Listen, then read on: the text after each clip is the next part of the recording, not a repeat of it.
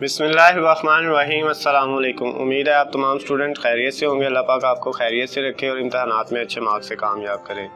Dear students, आज की इस वीडियो में आपके साथ डिस्कस करूंगा 12th क्लास यानी कि सेकंड ईयर स्टैटिस्टिक के जो मोस्ट इंपॉर्टेंट क्वेश्चंस हैं और उनके बेटा कंप्लीट आंसर भी आप लोगों के साथ शेयर करूंगा। पहली वीडियो में मैंने आप लोगों के साथ सिर्फ क्वेश्चंस शेयर किए थे, अब उनके आंसर भी शेयर करूंगा according to new paper scheme 2022। ये वीडियो पंजाब के तमाम बोर्ड्स के स्टूडेंट्स के लिए बहुत ज़्यादा अहम है, इसलिए वीडियो को लास्ट तक देखिएगा ताकि आपका ज़्यादा से ज़्यादा फ़ायदा हो सके। और चैनल को सब्सक्राइब कर लें, बेल आइकन के बटन को प्रेस कर लें ताकि आपको हमारी आने वाली तमाम नई गैस पेपर्स और पेपर पेरी स्कीम्स की वीडियो अपडेट बआसानी मिल सके। वीडियो को स्टार्ट करने से पहले आप लोगों से ये रिक्वेस्ट है, अगर बेटा आप लोगों को मेरी ये वीडियोस पसंद आती हैं तो बेटा इनको उन तमाम स्टूडेंट तक ज़रूर पहुंचाए जो बहुत ज़्यादा परेशान होते हैं कि हमारा जो है बहुत ज़्यादा टाइम गुजर गया है, हमारी तैयारी नहीं हुई, हम पेपर में पास कैसे होंगे। तो बेटा उन तमाम परेशान स्टूडेंट तक ये वीडियो पहुंचाएं ताकि हमारा ये वीडियो बनाने का जो मकसद है वो पूरा हो सके। तो आप लोगों से यही रिक्वेस्ट है कि इस वीडियो को ज़्यादा से ज़्यादा शेयर किया करें, लाइक किया करें और कमेंट्स में ये ज़रूर बताया करें कि आपको वीडियो कैसी लगी है। और उसके साथ अगर आपका जो मसला होता है बेटा वो ज़रूर बताया करें। इंशाल्लाह मेरी पूरी कोशिश होगी कि मैं उसके ऊपर वीडियो बना सकूं। तो बेटा वीडियो को स्टार्ट करते हैं। सबसे पहले बेटा क्वेश्चन तो मैंने आप लोगों के साथ पहले ही डिस्कस कर लिए। क्वेश्चन आप लोगों के पास सबके पास हैं, जिसके पास नहीं है बेटा इस वीडियो के डिस्क्रिप्शन में मैं उस वीडियो का लिंक दे दूंगा जिसमें मैंने आप लोगों के साथ गैस पेपर शेयर किए थे। आप बेटा उस वीडियो को भी देख लीजिएगा और इसमें मैं उनके बेटा सोल्यूशन जो है वो आप लोगों के साथ बारी बारी डिस्कस करूँगा। बेटा क्वेश्चन नंबर 1 था हमारे पास, व्हाट इज़ स्टैटिस्टिक। स्टैटिस्टिक क्या है? तो बेटा इसकी डेफिनेशन आपने कुछ इस तरह से लिखनी है। Statistic is defined as the science of collection, presentation, analysis and interpretation of numerical data. यानी क्या स्टैटिस्टिक साइंस की एक ऐसी ब्रांच है, साइंस की एक ऐसी शाख है जिसके अंदर हम 4 काम करते हैं। डाटा को कलेक्ट करते हैं, डाटा को प्रेजेंट करते हैं, डाटा का तज्जिया यानी एनालिसिस करते हैं और इंटरप्रिटेशन करते हैं। कौन सा डाटा? न्यूमेरिकल डाटा यानी नंबर्स जो होते हैं 1 2 3 4, उस न्यूमेरिक डाटा का जो है बेटा हम यहाँ पे क्या करते हैं, ये 4 काम उसके ऊपर करते हैं स्टैटिस्टिक के अंदर। उसके बाद सेकंड क्वेश्चन है हमारे पास, what is sampling and also write unit of sampling. इसके आंसर में बेटा आप लिखेंगे sampling is a procedure of selecting samples from the population. यानी सैम्पलिंग क्या है? एक ऐसा प्रोसीजर है जिसमें हम क्या करते हैं, पॉपुलेशन से सैंपल को सिलेक्ट करते हैं। सैंपल बेटा पॉपुलेशन का एक छोटा सा पार्ट होता है, एक छोटा हिस्सा जो होता है ना पूरी पॉपुलेशन का, उसको हम क्या कह देते हैं, सैंपल। तो पॉपुलेशन से सैंपल सिलेक्ट करने को हम क्या कह देते हैं, सैम्पलिंग। अगर हम बात करें यूनिट ऑफ सैम्पलिंग की तो उसमें बेटा आप लिखेंगे the unit of sampling are those units of population from which a sample is taken. Sampling के जो यूनिट होते हैं वो यूनिट होते हैं पॉपुलेशन के जिनकी बेस के ऊपर हम सैंपल जो है वो पॉपुलेशन का सैंपल जो है वो क्या करते हैं, लेते हैं। These units must be distinct and exhaustive. और ये ऐसे यूनिट होने चाहिए जो डिस्टिंक्ट हों, दूसरों से अलहदा हों और एग्जॉस्टिव और मुकम्मल। एग्जॉस्टिव का मतलब क्या होता है, मुकम्मल हों। यानी सैम्पलिंग के जो यूनिट होते हैं वो दूसरों से अलग होते हैं, डिस्टिंक्ट होते हैं एंड एग्जॉस्टिव और मुकम्मल होते हैं। उसके बाद बेटा क्वेश्चन नंबर 3 था हमारे पास, define normal distribution. Normal distribution क्या है? तो बेटा इसका आंसर आप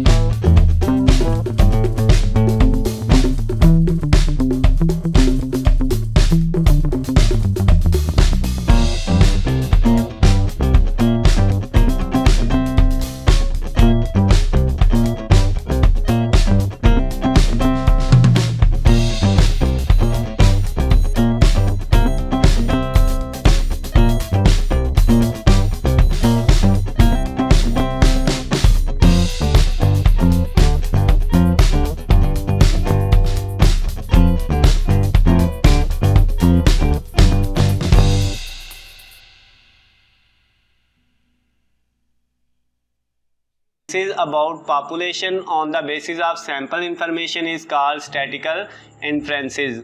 यानी क्या है बेटा आपके पास, ये जो पॉपुलेशन के बारे में हम इन्फ्रेंसेस ड्रा करते हैं उस प्रोसेस को हम क्या कहते हैं, स्टैटिकल इन्फ्रेंस कहते हैं। और इसकी दो मेजर टाइप्स हैं, एक एस्टिमेशन और एक hypothesis testing. Hypothesis testing and estimation are major two types of statical inference. उसके बाद बेटा क्वेश्चन नंबर 7 था, write properties of normal distribution. बेटा नॉर्मल डिस्ट्रीब्यूशन की प्रॉपर्टीज तो बहुत ज़्यादा हैं, जिनमें से हमने 2-4 लिखनी है, क्योंकि शॉर्ट क्वेश्चन कर रहे हैं बेटा, तो मिनिमम 2 होनी चाहिए और मैक्सिमम 4, यानी कम से कम अगर आप लिखें तो 2 तो होनी चाहिए, और अगर ज़्यादा से ज़्यादा भी लिखना चाहें तो 4 से ज़्यादा ना लिखें, क्योंकि आपका 2 नंबर का क्वेश्चन होता है। तो इसमें बेटा पहले इसकी प्रॉपर्टी है, it is a bell shape distribution. क्या है बेटा, ये एक बेल शेप डिस्ट्रीब्यूशन होती है, बेल की शक्ल की जो है ना, ये हमारे पास इसका ग्राफ बनता है। Number 2, it is a symmetrical distribution. Symmetrical distribution का मतलब यह है, इसमें मीन, मीडियन और मार्ड तीनों क्या होते हैं, इक्वल होते हैं नॉर्मल डिस्ट्रीब्यूशन के अंदर। उसके बाद बेटा इसकी जो 4th वाली प्रॉपर्टी है वो है, the total area under the curve is unity. Unity mean 1, यानी इसका जो टोटल एरिया होता है वो किसके इक्वल होता है, नॉर्मल डिस्ट्रीब्यूशन का, वो बेटा 1 के इक्वल होता है। उसके बाद क्वेश्चन नंबर जो 8 था वो ये है, define simple linear regression. Simple linear regression से क्या मुराद है, तो इसका बेटा आप आंसर कुछ इस तरह से लिखेंगे, simple linear regression describe the dependence of the expected values of the dependent variable y as a linear function of the independent variable x, then the regression is called simple linear regression। यानी बेटा अगर आपके पास एक dependent variable y और एक independent variable x, उन दोनों के दरमियान में जो ताल्लुक है, जो डिपेंडेंसीज हैं, उनको जो लाइन जाहिर करती है उसको हम कहते हैं सिंपल लीनियर रिग्रेशन लाइन। जैसे y equal a plus B X होता है बेटा, वो वाली जो लाइंस होती हैं वो सिंपल लीनियर रिग्रेशन लाइंस कहलाती हैं। उसके बाद अगर क्वेश्चन नंबर 9 देखें तो उसमें कहता है, find slope and y intercept of the line whose equation is 3x minus 5y is equal to 20। तो बेटा इसमें हमने करना क्या है, ये हमारे पास जो है, हमने इसमें y इंटरसेप्ट फाइंड करने के लिए और स्लोप फाइंड करने के लिए बेटा हमने स्लोप इंटरसेप्ट फॉर्म यूज़ करनी है। उसका फार्मूला होता है y is equal to M X plus B. ये y नहीं यहाँ पे आएगा, क्या होता है, y is equal to M X plus B. तो बेटा आपने इस इक्वेशन में y को लेफ्ट साइड पे रहने देना है, x वाली रकम को दूसरी साइड पे ले आना है, यानी आपके पास जो 5y है वो इक्वल किसके आएगा, 3x माइनस 20 के इक्वल आएगा। फिर y के साथ जो 5 होगा उसको दूसरी तरफ जाके डिवाइड करेंगे तो वो 3/5x आएगा, और फिर माइनस 20/5 आएगा। तो जो बेटा आपके पास 3/5x के साथ वैल्यू वो आपका m होगा, m यानी आपकी ये स्लोप निकल आएगी। और उसके बाद जो माइनस 20/5 होगा उसको डिवाइड करेंगे तो -4, और वो आपके पास b होगा, आपका y इंटरसेप्ट होगा। उसके बाद बेटा क्वेश्चन नंबर 10 देखें तो क्वेश्चन नंबर 10 में कहता है, व्हाट इज पैरामीटर। पैरामीटर किसे कहते हैं, इसका आंसर आप लिखेंगे, numeric data calculated from population is called parameter और पॉपुलेशन पैरामीटर। यानी पॉपुलेशन से जो हम न्यूमेरिक डाटा कैलकुलेट करते हैं उसको हम क्या कह देते हैं, पैरामीटर या पॉपुलेशन पैरामीटर का नाम देते हैं। पैरामीटर हमेशा बेटा क्या होता है, कांस्टेंट होता है, और उसको हम हमेशा ग्रीक वर्ड से डिनोट करते हैं, यानी ग्रीक वर्ड से लिखते हैं। उसके बाद क्वेश्चन 11 है, differentiate between estimation and estimator. Estimation और एस्टिमेटर में क्या फ़र्क है। Estimation is a procedure by which we obtain the value of unknown parameter using the sample information. यानी एस्टिमेशन एक ऐसा प्रोसीजर, एक ऐसा तरीकाकार है जिसमें हम क्या करते हैं, अननोन वैल्यूज़ पैरामीटर की फाइंड करते हैं फ्रॉम सैम्पल इंफॉर्मेशन। यानी जो सैम्पल की इंफॉर्मेशन होती हैं उनको यूज़ करके हम अननोन पैरामीटर की वैल्यू को फाइंड करते हैं, ये हमारे पास कहलाता है एस्टिमेशन। और अगर एस्टिमेटर की बात करें तो ये क्या कहता है, एस्टिमेटर इज़ अ रूल और formula that is used to estimate some population parameter. यानी ये एक फार्मूला है, एक रूल है, तरीकाकार है जिसको हम इस्तेमाल करते हैं क्या करने के लिए, एस्टिमेशन करने के लिए, यानी पैरामीटर की वैल्यूज़ को फाइंड करने के लिए। एस्टिमेशन है पैरामीटर्स की वैल्यू को फाइंड करना, जो मेथड, जो फार्मूला उसके लिए इस्तेमाल करते हैं उसको एस्टिमेटर कहते हैं बेटा। उसके बाद क्वेश्चन नंबर 12 है, right additive model of time series. Time series के आपने एडिटिव मॉडल के बारे में जो है वो बताना है क्या होता है। कहता है ये एक कॉमन अप्रोच ऑफ मॉडलिंग है, यानी एक ऐसी अप्रोच है टाइम सीरीज़ की जिसके अंदर क्या होता है, in which it is assume that the 4 component of time series, उसमें 4 कंपोनेंट हम लेते हैं। कौन कौन से, यानी additive model of time series में 4 टाइम सीरीज़ के कंपोनेंट होते हैं। एक होता है ट्रेंड कंपोनेंट, उसके बाद सेशनल कंपोनेंट, साइक्लिकल कंपोनेंट और इर्रेगुलर कंपोनेंट। इन चारों को हम क्या करते हैं, are added to form the value of time series. इन चारों को आपस में ऐड करके हम टाइम सीरीज की एक वैल्यू बनाते हैं, उसको हम कह देते हैं additive model of time series. उसके बाद बेटा अगर क्वेश्चन नंबर 13 की बात करें तो उसमें हमने क्या करना था, डिफाइन नॉर्मल फ्रीक्वेंसी डिस्ट्रीब्यूशन। इसकी डेफिनेशन कैसे लिखेंगे, A normal frequency distribution is a theoretical continuous symmetrical bell-shaped distribution function. Its mean, mode and median are all of same and both the tails of the bell curve are infinitely long. क्या कहता है बेटा, ये हमारे पास एक theoretical continuous bell shape distribution function होता है जिसको हम नॉर्मल फ्रीक्वेंसी डिस्ट्रीब्यूशन कहते हैं। इसके अंदर मीन, मॉड और मीडियन ये हमें पहले ही पता है कि ये सारे क्या होते हैं, सेम यानी इक्वल होते हैं। और इसमें जो बेल शेप कर्व बनती है उसके बेटा इस तरह से बेल शेप कर्व बनती है, उसके दोनों साइड जो होते हैं इनफिनाइटली लॉन्ग होते हैं, यानी बहुत ज़्यादा इनफिनाइट लामहदूद होते हैं। उसके बाद बेटा क्वेश्चन नंबर 14 है, what is the relation between binomial and normal distribution. Binomial और नॉर्मल डिस्ट्रीब्यूशन के अंदर क्या फ़र्क है, तो ये हमने पहले पढ़ लिया था। जो नॉर्मल डिस्ट्रीब्यूशन है वो क्या है, limited form of binomial distribution है जिसमें एन, पी और क्यू क्या होते हैं, वो स्मॉल नहीं होने चाहिए। ठीक हो गया बेटा। अगर हम बाइनोमियल डिस्ट्रीब्यूशन को देखें तो वो क्या कहता है, binomial distribution describe the distribution of binary data from a finite sample. यानी बाइनोमियल डिस्ट्रीब्यूशन क्या है, बाइनरी डाटा को डिस्क्राइब करता है एक फिनाइट सैंपल से। उसके बाद बेटा क्वेश्चन नंबर 15 है, write down 4 component of time series. तो वो कौन कौन से हैं, एक है secular trend, number 2 sessional variation, number 3 cyclical fluctuation, number 4 irregular variation. ये बेटा 4 कंपोनेंट हैं टाइम सीरीज के। उसके बाद बेटा क्वेश्चन नंबर 16 है, in a normal distribution mean deviation is equal to 1.6 then find the standard deviation and variance. तो बेटा मीन डेविएशन का फार्मूला होता है 0.7979 मल्टीप्लाई स्टैंडर्ड डेविएशन। तो यहाँ से आपने क्या करना है, मीन डेविएशन की जगह ये रखा 1.6 जो उसकी वैल्यू थी इक्वल 0.7979 मल्टीप्लाई स्टैंडर्ड डेविएशन। ये जो मल्टीप्लाई इधर राइट पे वैल्यू हो रही है 0.7979, इसको लेफ्ट साइड पे लेके जाएंगे तो 1.6 के नीचे ये जाके डिवाइड हो जाएगी और इक्वल आ जाएगा स्टैंडर्ड डेविएशन। अब 1.6 को डिवाइड करेंगे 0.7979 पे तो ये आ जाएगा 2.005 स्टैंडर्ड डेविएशन निकल आया बेटा। फिर हमें पता है कि वेरिएंस हमने फाइंड करना है, तो वेरिएंस जो होता है वो स्टैंडर्ड डेविएशन का स्क्वायर होता है। तो अब वेरिएंस निकालने के लिए जो स्टैंडर्ड डेविएशन की वैल्यू आई थी 2.005, उसका स्क्वायर लिया तो आंसर वेरिएंस का क्या आ गया, 4.021 आ गया। उसके बाद बेटा अगर हम क्वेश्चन नंबर 17 की तरफ चलें तो क्या है, what is perfect positive association. Perfect positive association क्या होता है उसको हमने यहाँ पे डिफाइन करना है। तो क्या इसका आंसर लिखेंगे, 2 attributes A and B are said to be positively associated if A multiply B greater than A into B divided by N। यानी क्या कहता है, अगर 2 एट्रीब्यूट A और B उनका जो प्रोडक्ट है वो किसके इक्वल होना चाहिए, ग्रेटर देन होना चाहिए A multiply B over N से। A B की वैल्यू जो है A multiply B over N से क्या होनी चाहिए, ग्रेटर होनी चाहिए। तो उस सूरत में वो दोनों एट्रीब्यूट क्या कहलाएंगे, ये परफेक्ट पॉजिटिव एसोसिएटेड है।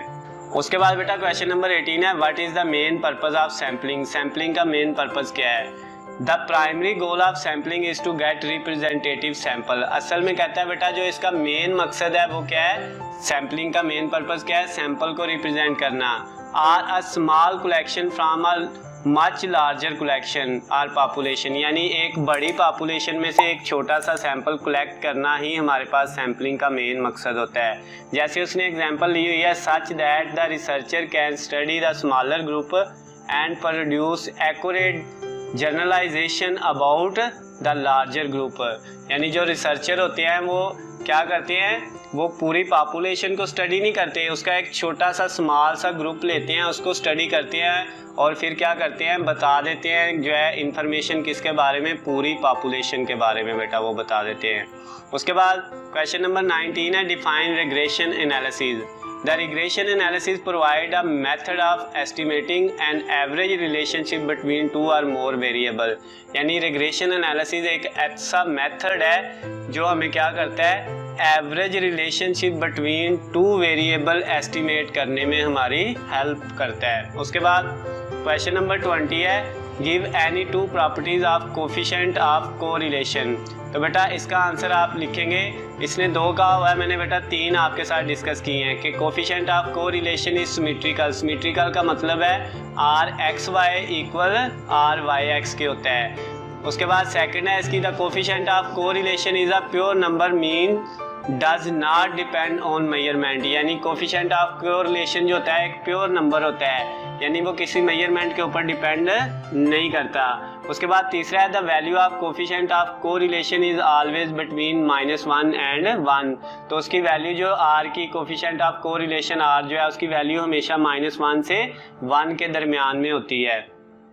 उसके बाद बेटा क्वेश्चन नंबर 21 है डिफाइन लेवल ऑफ कॉन्फिडेंस। तो बेटा लेवल ऑफ कॉन्फिडेंस क्या है, in statistic the confidence level indicate the probability with which the estimation of the location of statistical parameter, for example arithmetic mean in a simple survey is also true for the population.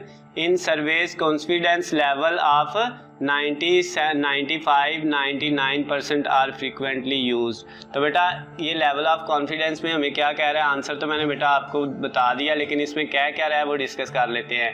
कहता है confidence level statistic में probability होती है, chances होते हैं किस चीज़ के, estimation of location of a statistical parameter. जैसे अरिथमेटिक मीन है, ये हमारे पास एक स्टैटिकल पैरामीटर है। इन अ सैम्पल सर्वे, यानी जब हम कोई सर्वे कर रहे हों तो उसके अंदर हमारे पास जो है जो स्टैटिकल पैरामीटर है उसके ट्रू होने के उतने ही चांसेस होते हैं जितने पॉपुलेशन के ट्रू होने के चांसेस होते हैं, उसको हम क्या कहते हैं, लेवल ऑफ कॉन्फिडेंस। यानी सैंपल के ट्रू होने के चांसेस को देख के हम क्या कह सकते हैं, हमारी पॉपुलेशन भी इतने % ही क्या है वो ट्रू होगी, तो वो हमारा लेवल ऑफ कॉन्फिडेंस है। यानी हमारा लेवल ऑफ कॉन्फिडेंस आम सर्वेज में कितना होता है, 90% होता है, 95% होता है या 99% होता है, ये हम यूज़ करते हैं। उसके बाद है question number 22 what is the relation between mean median and mod in normal distribution. हमें पता है नॉर्मल डिस्ट्रीब्यूशन के अंदर मीन मीडियन और मॉड तीनों क्या होते हैं बेटा, इक्वल होते हैं। सिंपल सा आप लिख देना in normal distribution mean median and mode are equal, और नीचे ये आपने फार्मूला लिख देना है। उसके बाद क्वेश्चन नंबर 23 की अगर बात करें तो क्या है, if x is equal to 100 standard deviation is equal to 16 and mean is equal to 90 then find the value of z। तो z का फार्मूला होता है x माइनस मीन, यानी वहाँ पे म्यू लिखा होता है, और डिवाइडेड बाय सिग्मा यानी स्टैंडर्ड डेविएशन। तो आपके पास x 100 है, माइनस मीन 90 है, और डिवाइडेड बाय स्टैंडर्ड डेविएशन 16 है। 100 में से 90 माइनस करोगे तो 10 बचेगा, 10 को 16 पे डिवाइड करोगे तो 0.625 आ जाएगा बेटा। उसके बाद क्वेश्चन नंबर है 24 what is sampling frame. Sampling frame की डेफिनेशन में आप क्या लिखोगे, a complete list of sampling unit is called sampling frame. यानी जो सैम्पलिंग यूनिट्स होते हैं उनकी लिस्ट बनाना, एक मुकम्मल लिस्ट तैयार करना हमारे पास सैम्पलिंग फ्रेम कहलाता है। इसकी एग्जांपल में आप लिख सकते हो अटेंडेंस रजिस्टर ऑफ क्लास की जो हम पूरे के पूरा जो है सैम्पलिंग की क्या कर रहे होते हैं, एक लिस्ट बना रहे होते हैं सारे स्टूडेंट्स की, जब हम अटेंडेंस रजिस्टर में अटेंडेंस लगाते हैं। तो ये वाली एक उसकी एग्जांपल हो सकती है, या list of all employees in a company, एक कंपनी के अंदर जो काम करने वाले मजदूर हैं उनकी लिस्ट है। उसके बाद बेटा क्वेश्चन नंबर 25 क्या है, क्वेश्चन नंबर 25 में कहता है define signal and noise. Signal और नॉइस में क्या फ़र्क है, सिग्नल की डेफिनेशन पहले कर लेते हैं। The electromagnetic wave representing data are called signal. ये इलेक्ट्रोमैग्नेटिक वेव होती हैं जो डाटा को रिप्रेजेंट करती हैं, इनको हम सिग्नल कह देते हैं। नॉइस क्या है, the sequence which follow some irregular pattern of variation is called noise. यानी हमारे पास ये एक सीक्वेंस होती है, किसकी सीक्वेंस होती है, सम इर्रेगुलर पैटर्न की। इर्रेगुलर पैटर्न की जो सीक्वेंस है, तरतीब है, उसको हम क्या कह देते हैं, नॉइस कह देते हैं। उसके बाद बेटा क्वेश्चन नंबर 26 क्या है, इफ़ ए आपके पास दिया हुआ है कितना है 3,40,000 है, बी की वैल्यू 6,000 है, ए बी की वैल्यू कितनी है 5,300 और एन कितना है 70,000। चेक आपने करना है ए और बी पॉजिटिवली एसोसिएटेड है या नहीं। तो ए और बी पॉजिटिवली एसोसिएटेड आपने ऊपर डेफिनेशन भी की थी। ये दोनों एट्रीब्यूट तब पॉजिटिवली एसोसिएटेड होंगे जब ए बी किसके इक्वल होगा, ग्रेटर देन होगा ए इंटू बी ओवर एन। तो अब ए बी की वैल्यू हमें दी हुई है वो कितनी है 5,300, उसको रखा, ग्रेटर देन ऐसे ही लगाया। उसके बाद ए की जगह जो है 3,40,000 रखा, बी की जगह 6,000 था वो रख दिया और डिवाइडेड बाय एन की जगह कितना था 70,000 वो रख दिया।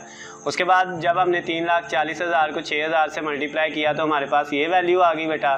उसके बाद इसको डिवाइड कर दिया 7,000 पे, तो ये कितना आया है, ये आया 29,142.85। लेकिन आपका लेफ्ट साइड पे क्या था 5300 था, सिर्फ 5,300। तो क्या 5,300 जो है वो क्या है 29,142 से ग्रेटर है? तो नहीं बेटा, 5300 कभी भी बड़ा नहीं हो सकता 29,000 से। तो इसका मतलब ये फॉल्स हो गया, ये स्टेटमेंट ट्रू नहीं हुई। तो हम क्या कह देंगे, एट्रीब्यूट क्या है, आर नॉट पॉजिटिवली एसोसिएटेड। तो हमने इसको चेक कर लिया। अभी बेटा इस वीडियो में हम फिलहाल तक बेटा, क्योंकि वीडियो की लेंथ ज़्यादा हो गई है, तो हम 26 क्वेश्चन तक ही करेंगे और अगली वीडियो में बेटा मैं आपके साथ जो बाकी 24 क्वेश्चन रहते हैं वो भी शेयर कर दूंगा। अगर बेटा आपको क्वेश्चन की समझ आई है तो बेटा आपने कमेंट्स में ज़रूर बताना है। जो बेटा मसले मसाइल होंगे आपने मुझसे पूछने में इंशाल्लाह आपको ज़रूर बता दूंगा। नीचे बेटा स्क्रीन पर मेरा नंबर भी आ रहा है बेटा, आप उस पर व्हाट्सएप पे कॉल करके या मैसेज करके मुझसे पूछ सकते हैं अगर आपका कोई भी मसला हो।